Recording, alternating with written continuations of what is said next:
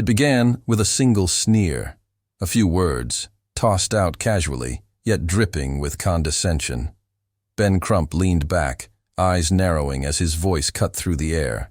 With a grin tugging at the corner of his mouth, he jabbed at Jasmine Crockett's law degree, as though the years of sweat, nights of exhaustion, and battles fought to earn it could be reduced to nothing but a punchline. For a beat, laughter rippled from a few corners of the room. But it wasn't the laughter of courage.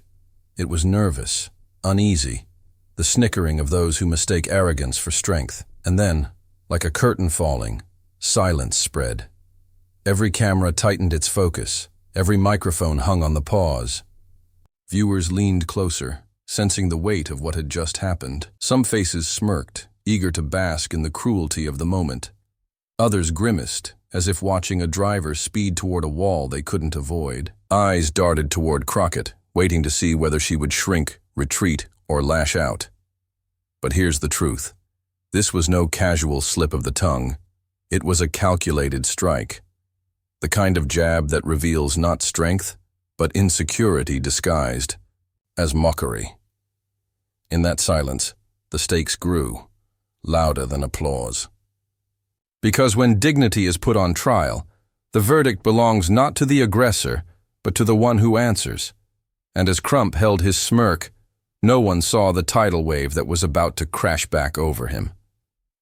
What might have sounded to some like a throwaway insult was anything but. It wasn't simply Ben Crump mocking Jasmine Crockett. It wasn't just one man against one woman across a crowded room. No. It was a living symbol for something larger, heavier, more dangerous.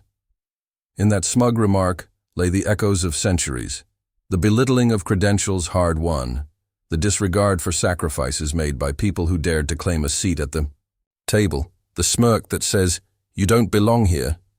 Because in America, words don't just wound, they scar. And in our modern arenas, be they congressional hearing rooms, televised debates, or 30-second viral clips that ricochet across the internet, a single well-aimed word can spread faster than any fist. Words shape narratives. They decide who gets treated as serious and who gets dismissed as trivial. They draw the invisible lines between identity and erasure. So when Crump reduced Crockett's degree, the long nights, the borrowed textbooks, the unpaid sacrifices, into nothing, more than a punchline, he wasn't simply mocking her. He was mocking the idea that certain doors, once thought closed, had been pried open by grit, persistence, and intellect. He was mocking the fight to claim legitimacy in a world that has always been quicker to doubt the ones who don't fit the old mold. And here's why this clash mattered. Because it wasn't about a frame on the wall or a diploma behind glass. It was about dignity itself. The right not to have your worth negotiated by someone else's ego. It was about whether identity can be reduced to a joke, whether sacrifice can be tossed aside with a smirk. The silence after his remark wasn't emptiness. It was pressure. It was a test. It was millions of viewers holding their breath, each one knowing that this wasn't just about Crockett. It was about them. Because when one person's dignity is mocked, millions silently wonder, will they rise, or will they be dismissed again? To understand why the room seemed to tilt when Ben Crump delivered his mockery, you first have to know the power of his name. For years, he has been the face of high-profile trials, standing at podiums with the air of a man who knows the cameras are already tilted in his favor.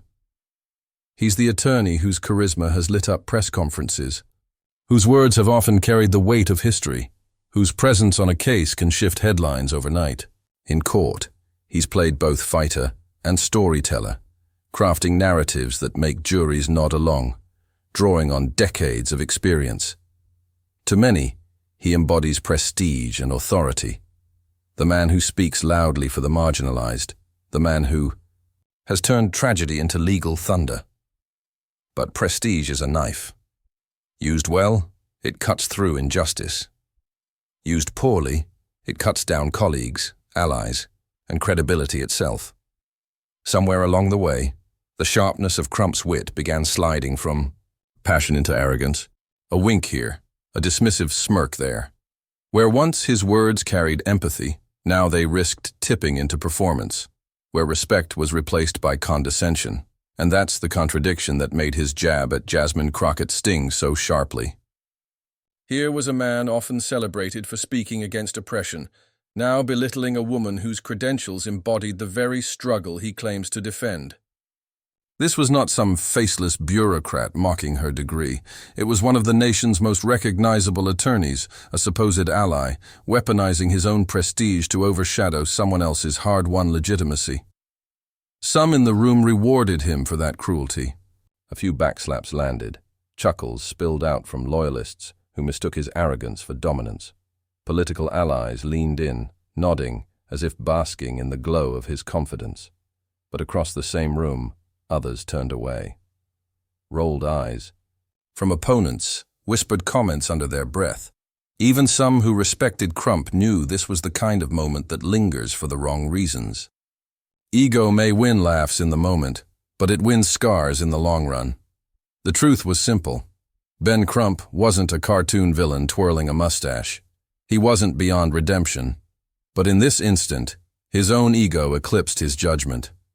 Arrogance is blinding.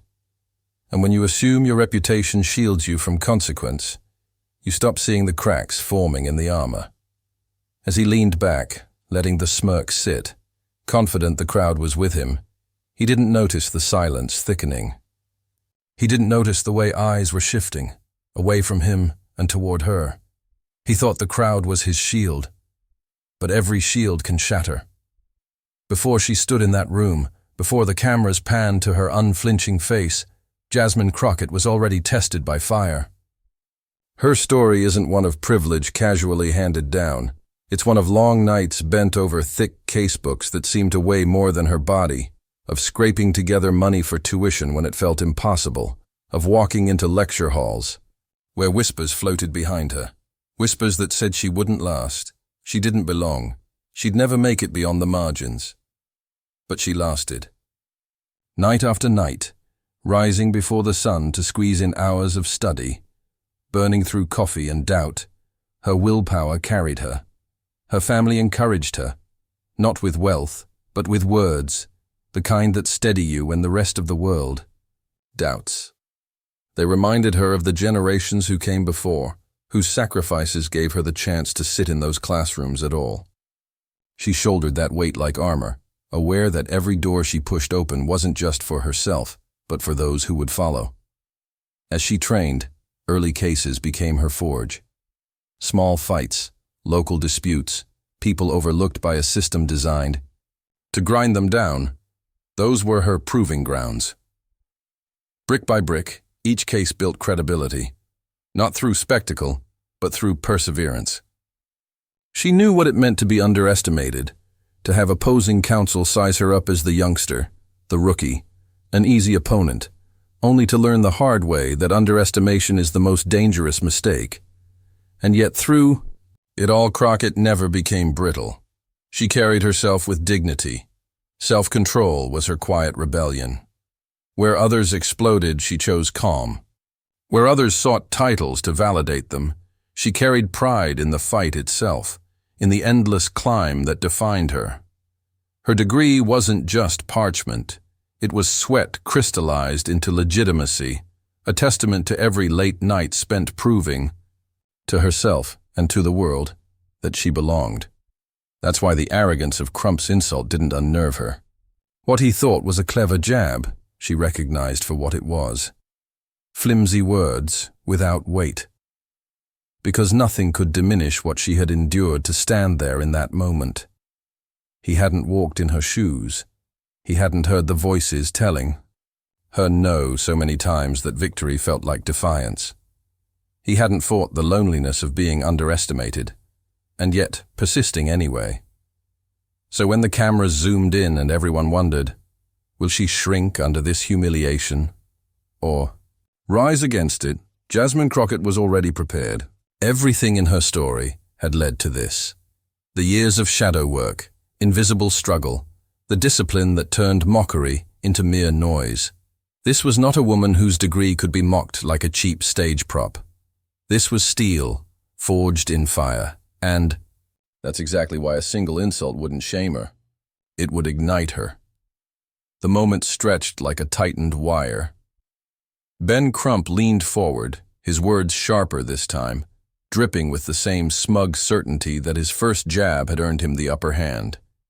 He pressed on, chuckling at his own wit, letting the room hear not only his voice, but his self-assurance echoing off the walls. Each laugh he threw was another attempt to cement himself as the unflinching center of the stage. The crowd, however, was split. From one corner, muffled snickers answered his taunt, as though agreement could be found in derision. But everywhere else, unease prickled, eyes widened, glances shifted. You could feel it. The recognition that something about this moment was teetering too close to arrogance. Some squirmed in their seats, others whispered to neighbors, their voices betraying a nervous anticipation. How long will this go on? And Jasmine Crockett? She did not fidget. She did not roll her eyes. She did not snap back in haste the way Crump anticipated. She sat perfectly still, her gaze steady, her silence deliberate. What he mistook as passivity was, in truth, her weapon. Silence can cut more deeply than interruption, and in those lingering beats, her restraint spoke louder than mockery ever could. Crump noticed and pressed harder. His voice rose, raising the tempo, confident that noise alone would keep the spotlight fixed on him. He returned again to her degree, needling, twisting, smirking as if spectacle was the same as victory. To his allies, he looked untouchable, towering above her with words stacked high. But to the rest of the audience, his performance was beginning to rot at the edges. Her expression remained unchanged. Calm is dangerous to the arrogant because it reveals their noise for what it is, insecurity given a microphone. And when she finally leaned into the discussion, her timing was precise, her voice unhurried. Where his phrases shot out like fireworks, bright, loud, burning fast, hers landed like steady drumbeats, each word calculated, controlled, paced. You could see the reaction begin to ripple. Heads turned slowly from him to her, the axis of attention shifting. Conversations hushed. A smidge of doubt cracked across the faces of his loyalists. And with every sentence she chose not to match his volume, but to undercut it with clarity, the table began to tilt. The escalation was palpable. He kept throwing more words, louder quips, desperate to pull her into chaos. But Crockett refused. She answered not with the frenzy he fed on, but with the composure he could not replicate. She carefully reframed his insult, not just rebutting it but exposing it, laying bare how hollow it truly was. The tension in the room swelled with each exchange. If Crump felt triumphant in landing the first mock, now he was beginning to feel cornered, as though his blows were landing against stone. The confidence in his grin wavered just enough for the crowd to notice. And then came the pause. The silence. After her final calm sentence. It wasn't empty, it was full, heavy, electric. Gasps echoed, all eyes pivoted, the air crackled. It was about to happen. The silence hung for just a moment too long, and that was all Jasmine Crockett needed. She leaned forward, her posture deliberate, her gaze locked not on the table, not on the floor, but directly at Ben Crump. No tremor in her voice, no erratic gesture, just precision, the kind that makes the arrogant realize they've wandered into a fight they can't win. She began slowly, almost softly, but each word carried weight. She reminded the room, and him, that her degree wasn't just ink on paper. It was years of work, years of sacrifice, years of proving herself in spaces where few expected her to last. She spoke of perseverance, not as some decorative credential, but as lived truth. You don't tell me what my degree means, her cadence implied, because you didn't pay what it cost. The crowd shifted. Where there had been chuckles a moment ago, there was now focus. Phones tilted higher, recording every word. The mood had turned, and you could feel the ground moving beneath Crump's feet. Her tempo rose just slightly, her rhythm quickening like a well-trained litigator building momentum in cross-examination. She didn't raise her volume. She raised her clarity. Line by line, she dismantled the mockery. Where he had wielded smirks and cheap applause lines, she wielded substance, reframing her credentials not as fragile prestige, but as armor forged through trials he could never strip away. And then with perfect timing came the turn. She flipped his insult on its head, pointing not just to herself, but to everyone who had ever clawed their way into legitimacy through sweat and sacrifice. She made it bigger than rivalry. This wasn't only Jasmine Crockett standing her ground. This was every underestimated figure answering arrogance with grace. Applause burst out. At first tentative, then swelling, drowning out the giggles that had once fed Crump's contempt. Faces lit up, shoulders straightened. The energy was no longer his to command. It was hers. For the first time that evening, his words faltered. The swagger slipped, the grin looked strained. He tried to form a retort, but the timing was gone, the crowd no longer with him. His shield of confidence had cracked, exposed beneath the spotlight of her composure. And then she delivered it. The one line nobody could parry, the remark so devastatingly poised that it didn't need to be shouted. It was the kind of truth that lands like a verdict, undeniable, irreversible. She said it, and then she stopped, letting silence do the rest. That silence roared, louder than applause, louder than heckles, louder than anything Crump could muster. Cameras caught it, the crowd felt it, and everyone knew exactly what it meant. And in that silence, one truth towered above everything else. She'd won the room. The moment didn't end in that room. It exploded out of it. Within minutes, clips of Crockett's takedown were racing across every platform, spliced, shared, memed into legend. Hashtags bearing her name surged to the top of trending lists. Screens lit up with fiery captions. Dignity over arrogance. She won the room. Credentials aren't a joke. Short gifs looped endlessly, her calm, steady gaze. The sharp tilt of her head before she delivered the final line. Crump's slackened smile dissolving in real time. Commentators rushed to keep up. On progressive talk shows, voices praised her restraint and devastating precision. This is what composure looks like, one host declared, applauding how she flipped mockery into triumph. Social media activists christened her moment a rallying cry, using it to highlight how women, and especially women of color, are so often forced to fight twice as hard for respect already earned. Crump's defenders scrambled to rationalize. They called it banter, a joke taken too seriously, an innocent quip blown out of proportion. But each defense only deepened the backlash, because the video itself told the story clearer than any excuse. Arrogance had been met with resilience, and resilience had won. The ripple effect reached far beyond political junkies. Ordinary viewers, workers, students, parents, found themselves replaying the clip late at night, murmuring, "That's exactly how you handle it," into the glow of their phones. In households across America, the battle between mockery and dignity was suddenly on everyone's lips, because what started as a cheap insult had detonated into a national conversation. When the noise dies down and the hashtags eventually fade, what remains is the lesson that cannot be scrolled past. This was never really about a diploma or the prestige of a university seal. It wasn't a contest to see who had more accolades to flaunt.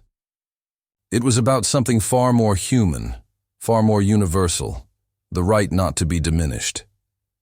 Jasmine Crockett's calm rebuttal wasn't just a personal defense. It was a demonstration of how poise can disarm arrogance more effectively than anger ever could. She didn't need to shout him down. She didn't need theatrics or insults of her own. Her silence at first, and her steady measured words afterward, became her sword and shield. In a culture that so often rewards the loudest bluster, she proved that composure can electrify an audience, that dignity can silence a room, and her victory belonged to more than just her. It radiated outward to every student told their hard work wouldn't matter, to every immigrant questioned about legitimacy, to every woman and every person of color who has heard condescension disguised as humor. By standing firm, Crockett became not just a voice for herself, but for all who are mocked when they dare to excel. That's the heart of it. This wasn't a clash over parchment or paper credentials. It was truth meeting arrogance, and truth holding steady until arrogance collapsed. It was proof that calm discipline can echo louder, longer, deeper than 1,000 jeers. Because when arrogance swings, dignity doesn't flinch. Ben Crump mocked. Jasmine Crockett fired back. And in that instant, the energy of the room, and soon the energy of the nation, shifted. What began as a smirk ended as a demonstration that truth outlasts ego, that dignity will always tower over arrogance. Crockett's calm defiance wasn't just a victory in debate. It was a blueprint for resilience. Her composure reminded us all that strength is not measured by volume, but by conviction. So carry that forward. Amplify dignity, reject mockery, and hold steady. Because in the end, one steady voice can silence 1,000 jeers.